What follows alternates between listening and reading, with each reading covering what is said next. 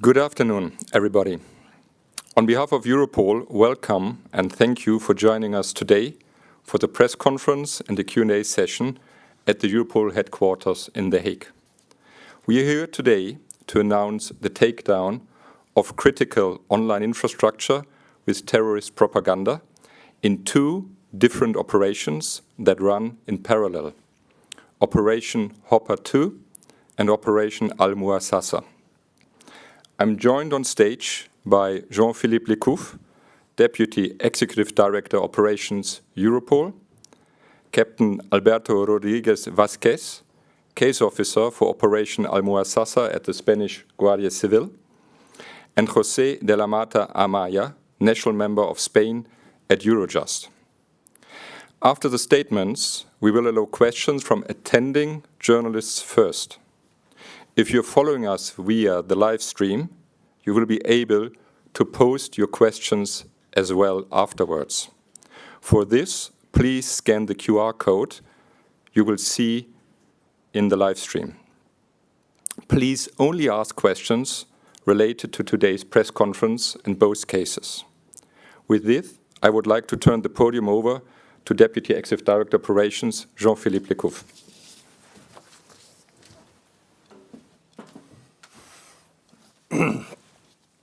Ladies and gentlemen, thank you for joining us today, be it in person here in the room or via the live stream.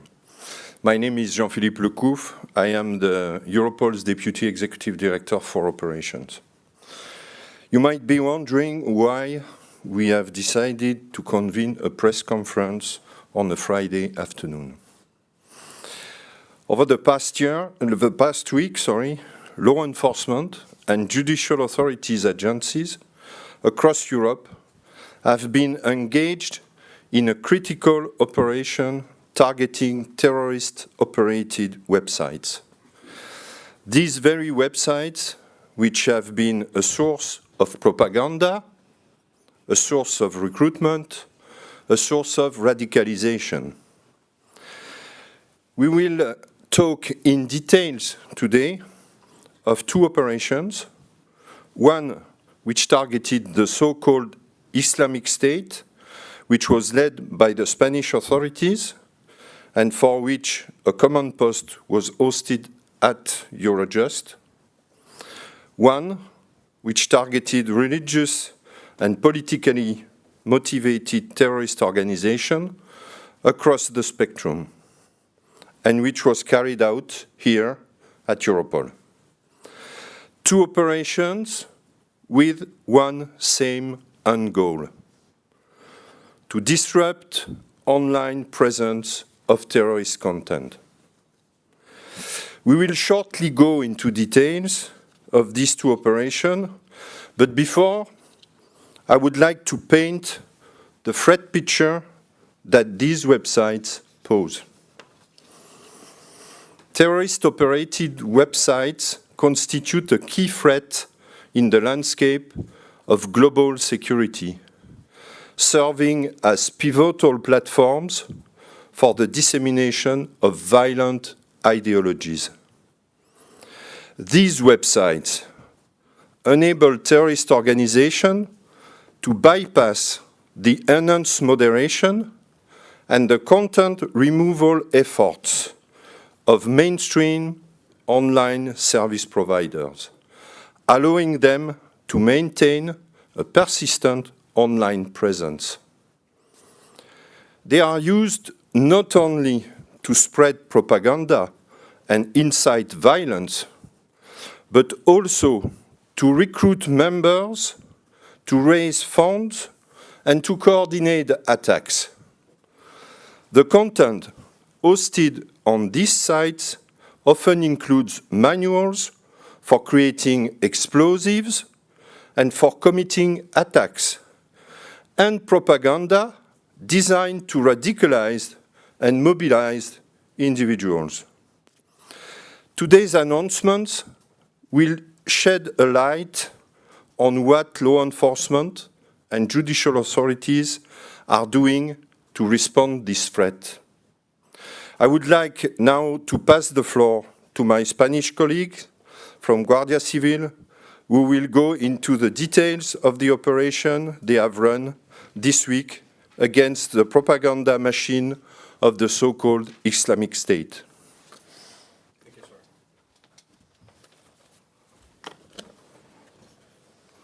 Good afternoon. In 2005, Ayman al-Zawahiri, the then second-in-command in Al-Qaeda, allegedly told Abu Musab al-Zarqawi, the Al-Qaeda and Iraq leader at the time, that they were in a battle.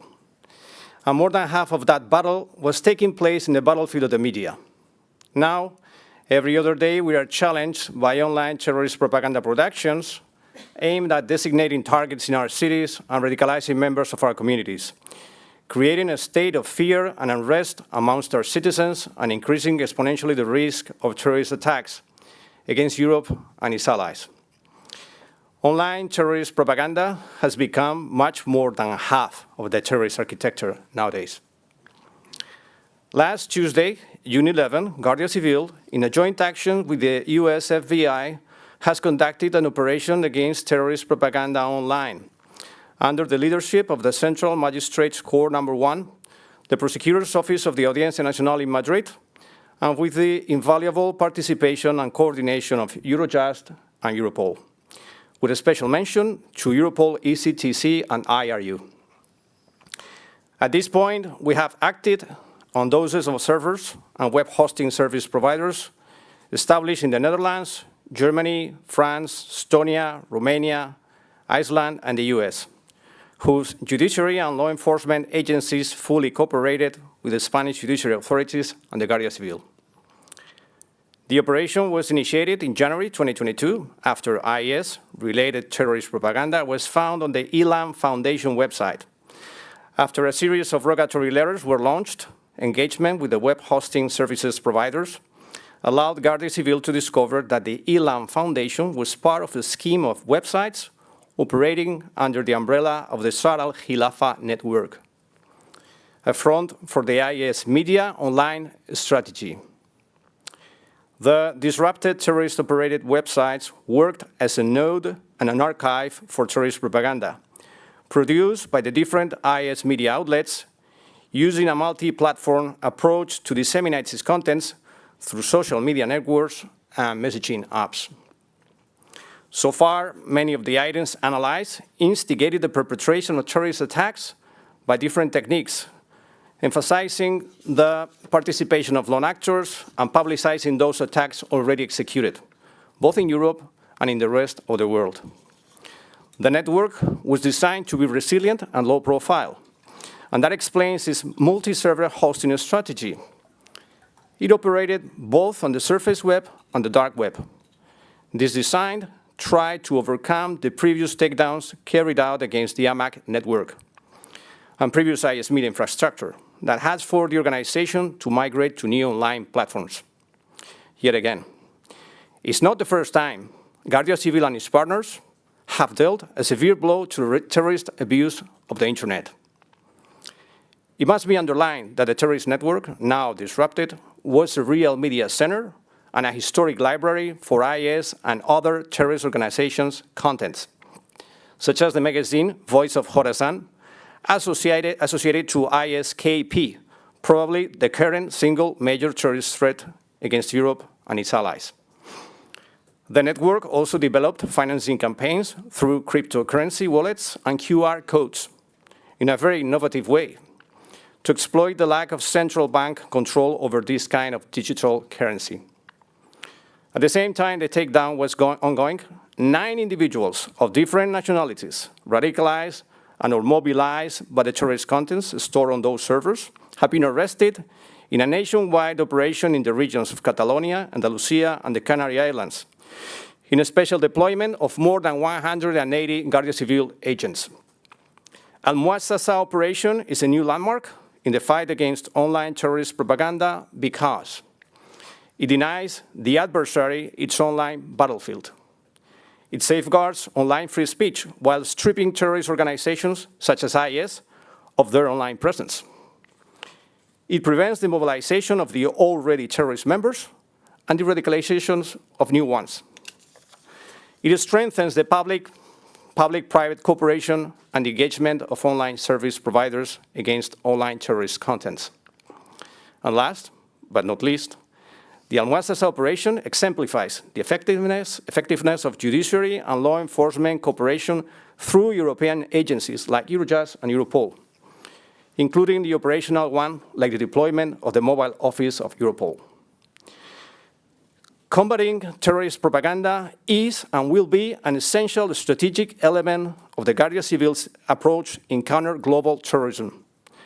The results of previous joint takedowns, like the one in 2019, proves it's possible to disrupt the terrorist propaganda flows and online infrastructures, taking the initiative out of the terrorists' hands. Thank you very much. Good day.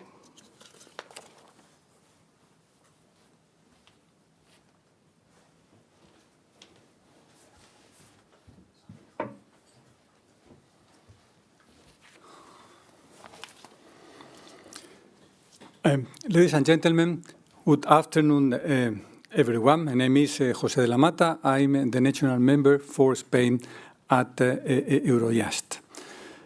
Thanks to Europol, first of all, for hosting this important press conference. I'm going to share with you that combating terrorism is a priority for Eurojust. And in line with this, we need to prevent the terrorists from spreading online propaganda and communicating amongst each other. Only by doing so, we can keep our citizens safe. Taking down major computer servers and blocking communication networks, as we have done this week, is essential.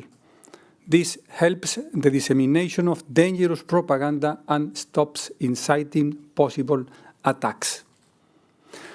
From a personal experience as investigative central judge in Spain in the past, I have seen the complexity of investigations into terrorism and how widespread terrorist organizations operate and the complexity of the technology behind their propaganda platforms. Thanks to the excellent cooperation between many national authorities, we have been able to get good insights into the communication channels which now have been dismantled. And this is not only the important thing. This week's operations have delivered a huge amount of information, literally terabytes of them, which now can and will be analyzed. Also, the investigations have given us very important information on the financing of terrorist networks, and this information will be essential to continue combating the threats of these networks.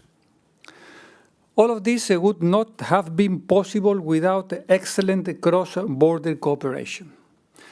My profound thanks goes to all national authorities involved.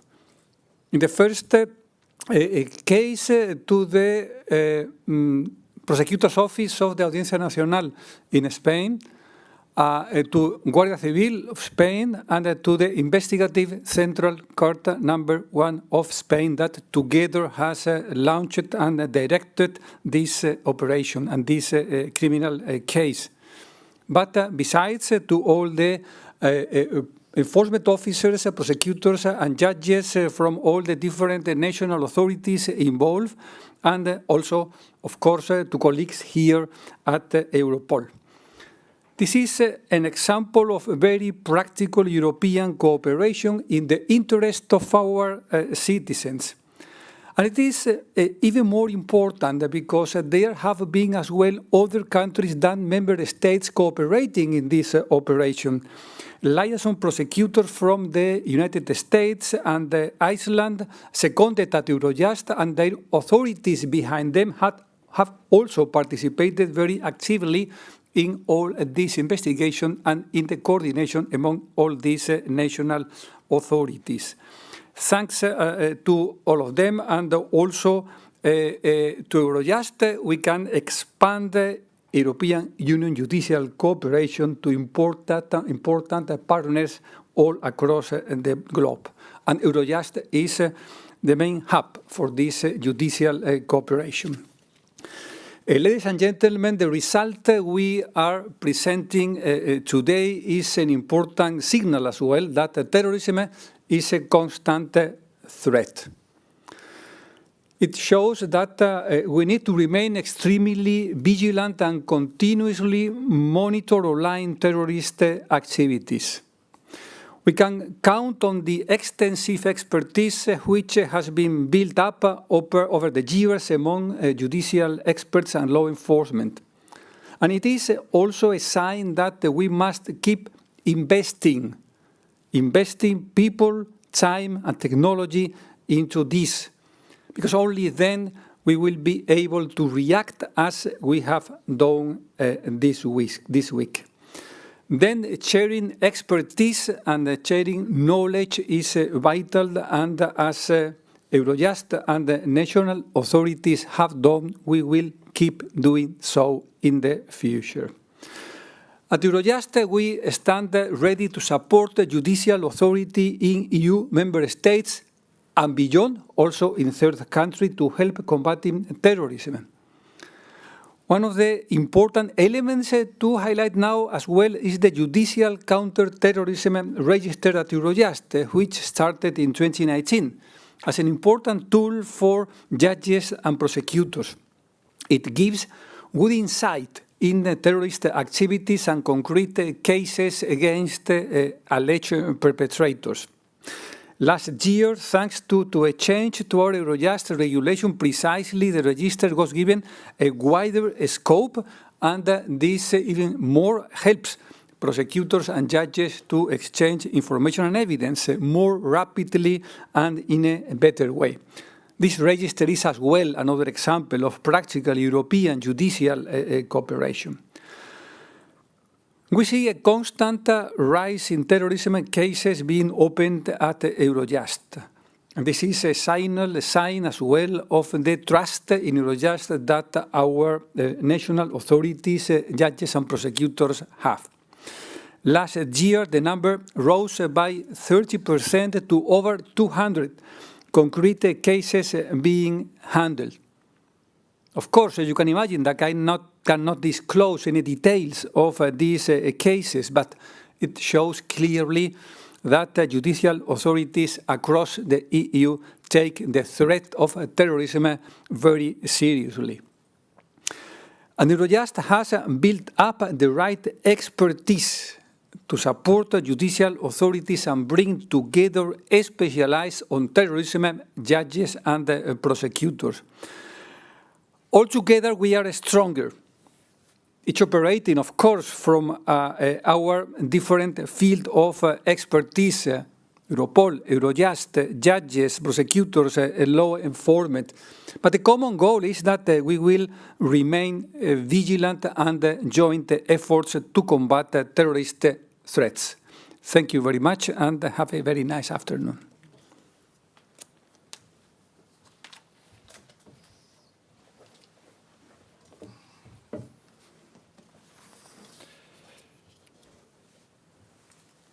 Terrorism is complex, evolving threat that transcend borders, cultures, and jurisdictions. It is a global challenge that requires a global response. No single nation, agency, or organization has the capacity to combat this threat in isolation. This is where Europol and its European Counterterrorism Centers comes to play. You've just heard the detail of the Guardia Civil-led operation against the online presence of the so-called Islamic State. Our European Counterterrorism Center provided support to this operation. We deployed a team of Europol experts to Spain. Along with the deployment, we supported operation with multiple actions. This includes forensic analysis, OSINT, experts report on terrorist propaganda, liaising with the private sector, and the organization of operational meetings. In short, the full range of services and expertise was provided by Europol. At the same time, we were coordinating a different operation this week, right here from our headquarters. This operation, known as Hopper 2, targeted religious and politically motivated terrorist content across the spectrum. This operation was coordinated by Europol's EU Internet Referral Unit. You heard sometimes us talking about IRU. This is our Internet Referral Unit. It's a unit strong of 50 staff, which is part of our European Counterterrorism Center. Since 1 year, Europol worked together with 10 countries to identify, to investigate, to flag some websites operated by terrorists and violent extremists and their supporters. This year-long investigation culminated in a referral action this week, where Europol referred 13 terrorist-operated websites to hosting service providers to get them taken down. In addition, 4 servers were seized in Romania, in Ukraine, in Iceland, as part of this investigation. Our work is not finished. We already know that new websites will appear. We are ready for this, and we will refer them to hosting service providers when and where they appear. Europol has recently developed a tool in-house to make this flagging as quick and efficient as it's needed to respond to this terrorist threat. This platform is called PERSI and stands for the EU Platform on Illicit Content Online. Europol provides this single system that connects all EU member states with hosting service providers, more than 400 of them. Europol developed this tool to assist EU member states with the implementation of the terrorist content online regulation. Having mentioned all these elements, I would like to conclude and come back to the operation for which we are here today. These operations are crucial to keep our online space as safe as possible. For law enforcement, our job is not finished. Already in 1 year, our PERSI platform facilitated nearly 25,000 referrals from 400 authorities, and it will continue. Let me close with saying that these figures show that successes like today are only possible with a strong and trusted international law enforcement network and with private parties that understand their social responsibility. Europol is working every day with all its partners, including Eurojust, to make Europe safer. And we will relentlessly continue to do that. Thank you.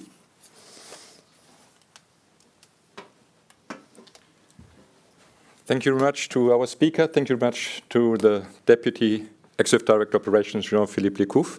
We are now ready to take questions from journalists attending in the room. If you have a question, please name your media and who do you would like to address. Please, you can go first. Microphone behind you, yes. Hi, thank you very much. Richard Carter from AFP. Could you give us an idea of the 9 individuals that you apprehended?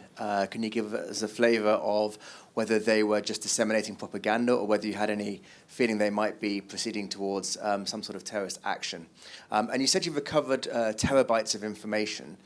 Again, did this information contain any indications that there were forthcoming potential terrorist attacks? How will he be using this information, and what is it provided in terms of intelligence for you? Thank you. I'm going to start on the second question you ask. This is the third operation we perform on these kinds of threats. Guardia Civil and Spain, we want to address the root causes of this radicalization. We want to create safe spaces on the internet. These servers, these terabytes of information you mentioned, what they are doing, if you go to the strategic analysis, the TSAT of Europol, you'll see that in the last terrorist attacks performed by lone actors, probably these people access these very same platforms that we were just disrupted. That's a fact. So about the 9 arrested individuals, different nationalities, they are consumers, but we were very surgical in our response. Why? Because these consumers, sometimes they belong to vulnerable sectors of the community. So you have to be careful about that. And sometimes they are even victims of this radicalization. So we want to go straight for the root causes of it. And this is contained in the strategic actions of the terrorist through the propaganda. Taking these spaces of radicalization, of incitement, of mobilization, sometimes even of instructions, giving instructions to the militants, is essential. And doing that in a global approach. This is not a mandate of one law enforcement agency like the Guardia Civil. We look for strong partnerships with Europol, Eurojust, because otherwise there's not, the answer must be global and in a partnership. As I told you, this is the third operation on a row, 2017, 2019, and this last one, in which Guardia Civil was a part, I will say a key part of the operation, and we will continue to do that in the future. Other questions? Yep. You first, then Imane F. afterwards. Hi, Simon Gijshout, Dutch press agency ANP. I read about 30 languages that were used to spread the propaganda. I was wondering, first of all, whether Dutch is one of those languages. Yeah, that's what I wanted to know. Well, we focus on the Spanish side of the investigation. The propaganda was mainly addressed to militants, to individuals that were located in our territory in Spain. So mainly we are focused on that side of the investigation, but we will be happy to share through Europol and through the channels the other information linked to other countries to allow other colleagues, other partners to perform their operations or appropriate action on those individuals. All right, thank you. I also read that the servers were used for radio stations. Are those also taken out of the air? I didn't understand the questions. Radio actions? It's here in the press statement. The websites and communication channels such as radio stations, a news agency, and social media content. I was wondering, are those also taken out of the air by taking the servers out of the air? Well, you go against the server and you disrupt the whole flow of propaganda communication. That includes all the channels that are linked to the main disseminator of the propaganda. That includes all those outlets that you just mentioned. So I think we aim for that too, and we were successful. Right, thank you. Thank you. So on country-specific questions, on Europol's website you will find by now 2 different press releases. One press release on Operation Hopper 2 and one press release on Operation Al-Muassasa. And you will find more information on a specific country because we received some questions on Iceland and different countries. Please, Imane for Effe.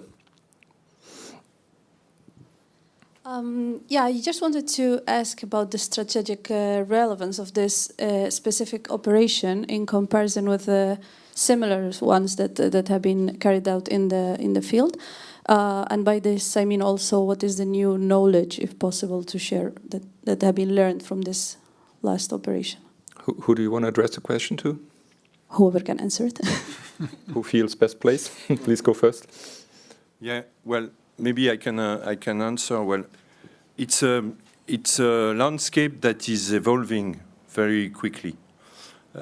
So each time we have an operation, we need to invest a lot in finding where the websites are hosted and so on. So we don't learn that much about what they are, the content and so on. Most of the time the content are known to us, but what is difficult in this operation is to find where these content are hosted, on which servers, on which website they are broadcast and so on. So each time we conduct an operation like that with all the partners, each time we learn something new about a new trick that these propagandists are using to disseminate their propaganda.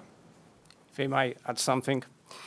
Well, you ask why it's important, the importance of this operation, the relevance, and it's because, as I said before, we went for the root cause, and there is a direct link on the propaganda that was being disseminated and the possibility of increasing exponentially a terrorist attack. It's clear as that. And the other thing we learn is that they learn that we learn. So they are keep advancing, going forward. It's very difficult to neutralize. We'd like to do so, but they are looking always for spaces, and they learn, as we do. And this is a race in which we at least we try to anticipate, to prevent terrorist attacks. And you go for the root causes for that. You don't go exactly for the consumer, because the consumer sometimes is just belongs to a vulnerable community. So that's the importance of it. Thank you. More questions? If I may. Yes, please go ahead. Eurojust. I think it is important as well to take into account that this kind of operations is not the end of an investigation. It is important to highlight and to have clarity in the concept of criminal justice chain that ends with the starting of the investigation and ends when, after a due process of law, judgments are finally achieved. And in order to do that, there is a first very important part that we are finalizing today, that is the gathering of evidence. After a long investigation, a thorough investigation carried out by the law enforcement officers of Guardia Civil under the direction and the assessment, the legal assessment of the prosecutors and judges, a lot of evidence has been gathered so that in the end it has resulted that it was proportional and according to the law to carry out this major operation. But in fact, now the second and most important phase starts now. There are, as I said before, terabytes of data that must be carefully and deeply analyzed in order to extract more evidence, in order to identify countries where these contents were directed and put this information as well at the disposal of all the countries that may be affected. And then we will have to finally assess all this huge amount of information and evidence and decide by the prosecutors on the indictment and then prosecution of the responsible person that may be accused. So I would like to highlight that this is not the end of the story, but just a very important landmark in the process, but just one that opened now the door to a huge amount of work that will be carried out as well in coordination by all these countries, analyzing the outcome and providing the appropriated pieces of evidence to the prosecutors and judges to continue towards the final and desirable end of the process that will not necessarily be a conviction, hopefully, but a fair trial under the law. And then that will be the aim, and then the judgment that will be pronounced after that. Does this answer your question? Any other question from your side? Yes, please go ahead.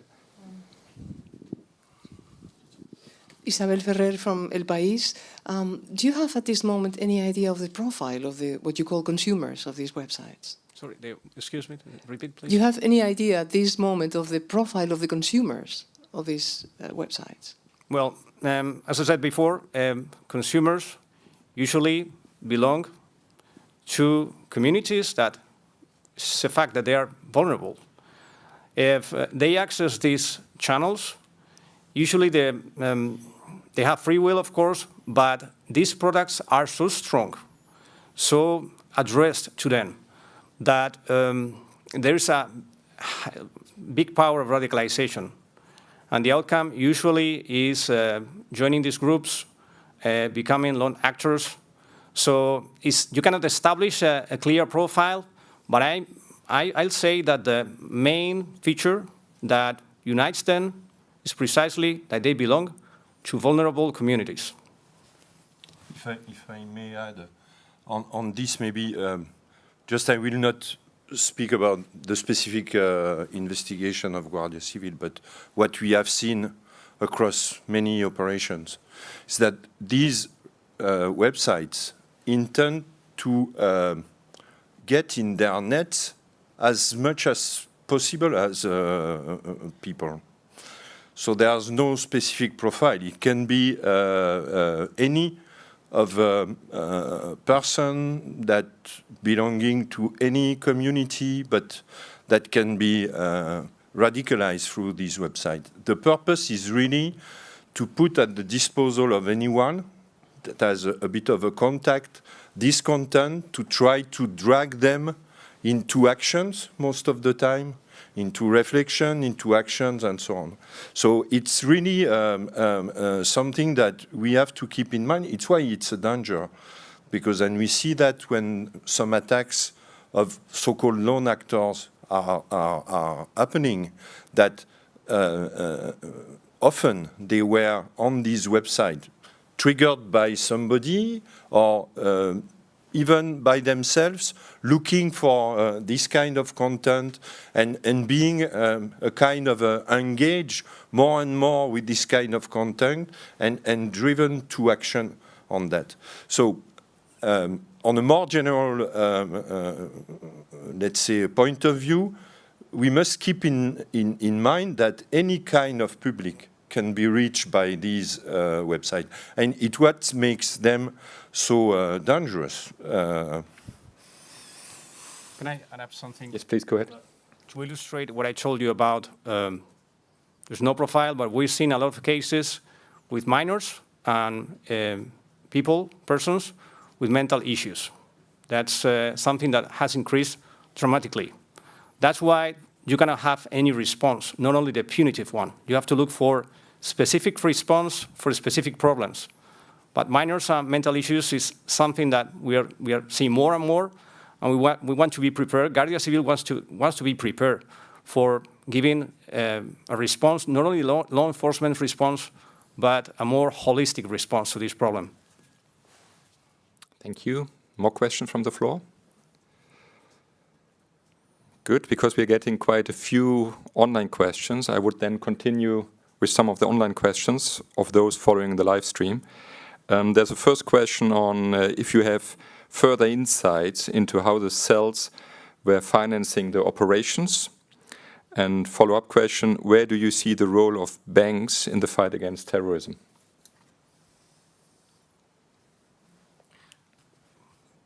I will maybe start. Well, Well, there's many ways of raising funds for this kind of cell.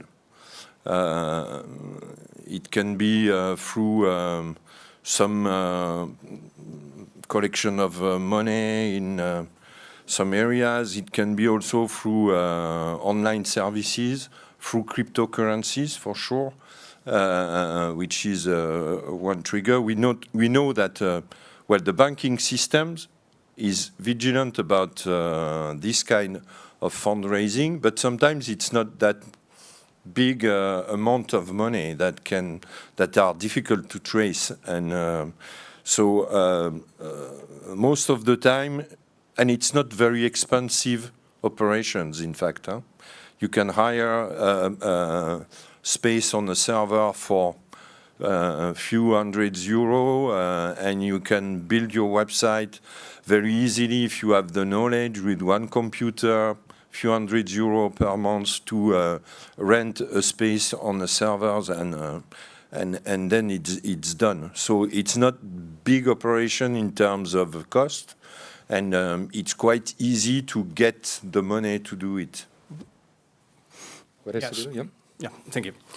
In this operation, there was a specific case of financing through cryptocurrency and through wallets, QR codes, and we have to keep in mind that this is not, as the director said, not big money. We are talking about microfinancing.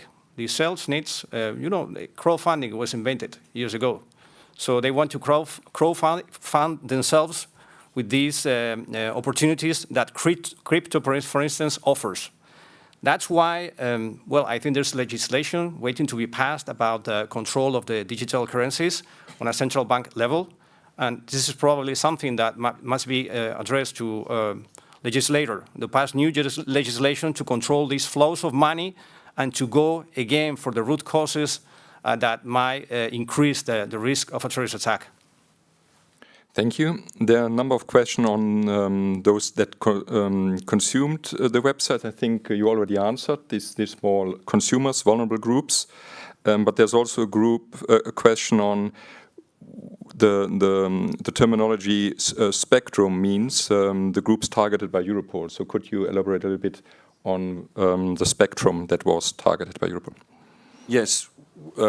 When we speak in Operation Hopper 2, the spectrum was very wide of the kind of a website that we are talking about. It's why it's all, in fact, that is religious or politically radicalized or violent extremism. So it can go really from jihadism to right-wing extremism, going to left-wing extremism. It's all the content that can drive people to take actions on these websites, whatever the ideology or the religion is behind it. Each time there's a danger for the society, for our fellow citizens, when these operations are targeted to take down these websites, any kind of website. Thank you for this answer. There are a number of questions about the timing and the momentum of the operation. Why this announcement now, and are you working to secure the UEFA and the Olympic Games? So if there's something you would like to address. Well, maybe I can say that, well, for sure, UEFA Championship, Football Championship and the Olympic Games are major events that are happening in Europe. Like a few weeks ago, the Eurovision Song Contest, where Europol was involved and is involved and will be involved to support the member states in securing these kind of events. This operation is not clearly linked to this event, but as I said, it's 1 year that we are working on it, and at some point we need to take actions. So I would say that it's coming timely, but it's not done on purpose. Thank you very much. There's also a question if arrests in other countries are planned. I guess this is nothing we would like to address in case arrests might be planned. Usually we don't announce arrest before.